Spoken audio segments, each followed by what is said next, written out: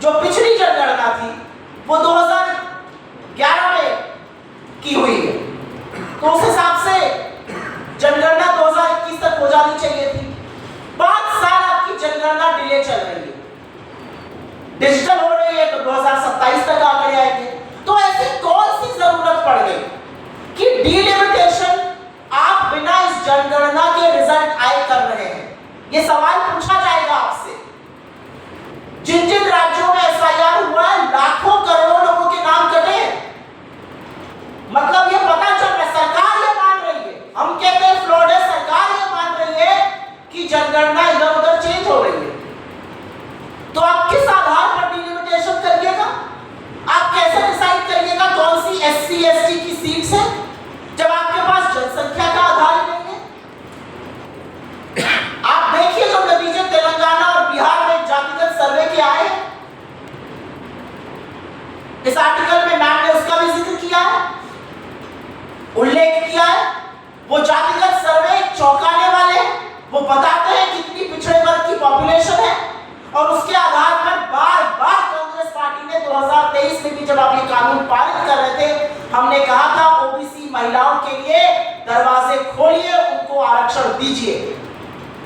लेकिन क्योंकि ये ना करना पड़े, क्योंकि जातिगत जनगणना ना करनी पड़े, आप डिलिमिटेशन को बढ़ाए दे रहे हैं।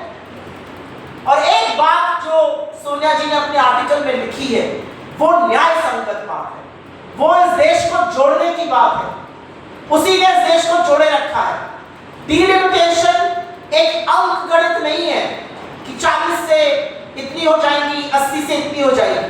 This is not arithmetic. ये इक्विटी और समानता राजनीतिक रूप से भी होनी चाहिए, और ये बिल्कुल स्पष्ट तौर से सोनिया जी ने अपने आर्टिकल में लिखा है। डिलिमिटेशन का मतलब सिर्फ सीटें बढ़ाना नहीं है, डिलिमिटेशन का मतलब है आप इक्विटेबल रिप्रेजेंटेशन दीजिए। जो राज्य परिवार नियोजन में अग्रणी रहे, जो छोटे राज्य हैं, उन्हें तुलनात्मक रूप से या पूरी तरह से कोई भी नुकसान नहीं होना चाहिए। लेकिन आप जो करने जा रहे हैं, बिना जनगणना के आंकड़े आए, वो totally flawed, totally wrong delimitation है।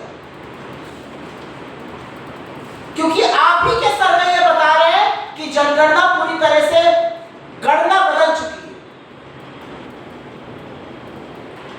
और इसीलिए सवाल इस बात का है कि ये क्यों किया जा रहा है, इतनी हड़बड़ी क्यों है, ऐसी क्या आन पड़ी कि एकदम से मोदी जी को ये करना पड़ रहा है? और इसका पूरा पूरा साफ सपाट जवाब है महिला आरक्षण के पीछे छिपकर शकुनी तरीके से परिसीमन करना है, और कहीं ना कहीं जातिगत जनगणना से भागना है।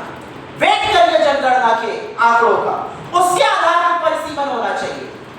परिसीमन करते वक्त आपको याद रखना चाहिए कि जिन राज्यों ने पैरामीटर्स में अच्छा परफॉर्म किया उनको नुकसान ना हो।